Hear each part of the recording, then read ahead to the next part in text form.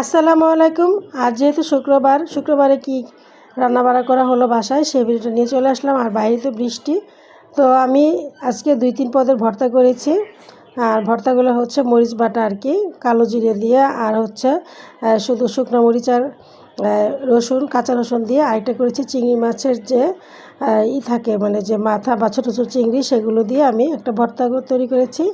আর ওইদিকে চুলাতে মানে রান্না হচ্ছে খিচুড়ি আর গরুর গোশত। আজকে রান্না করেছে আমার বৌমা, তার হাতে রান্না আজকে আমরা সবাই খুব মজা করে খেয়ে নিয়েছি। এতে রান্না করা হয়ে গিয়েছে। খিচুড়ির কালারটা মাশাআল্লাহ অনেক সুন্দর হয়েছে, নতুন হাতের রান্না। আর গরুর গোশতটাও দেখতে সুন্দর হয়েছে অনেক।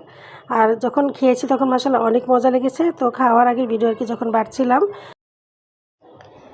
তো নতুন হাতে রান্না মাশাআল্লাহ সব কিছুই অনেক মজা হয়েছে, দেখতেও সুন্দর লেগেছে। আর ওদিকে বড় ছেলে আবার টমেটো দিয়ে সালাদ কেটে নিয়েছে, শসা ছিল না বাসায়, লেবু কেটে নিয়েছে। আর ভর্তা নিয়ে আমরা আর কি একত্রে খেতে বসে গেলাম। আর ভর্তাগুলো মাশাআল্লাহ অনেক দিন পরে বানানো হয়েছে, আর খেতেও মজা লেগেছে খিচুড়ির সাথে। আর ছোটো ছেলে তো খুব সুন্দর করে তার প্লেটটা সাজিয়ে নিয়েছে। নতুন ভাবির হাতে রান্না বলে কথা।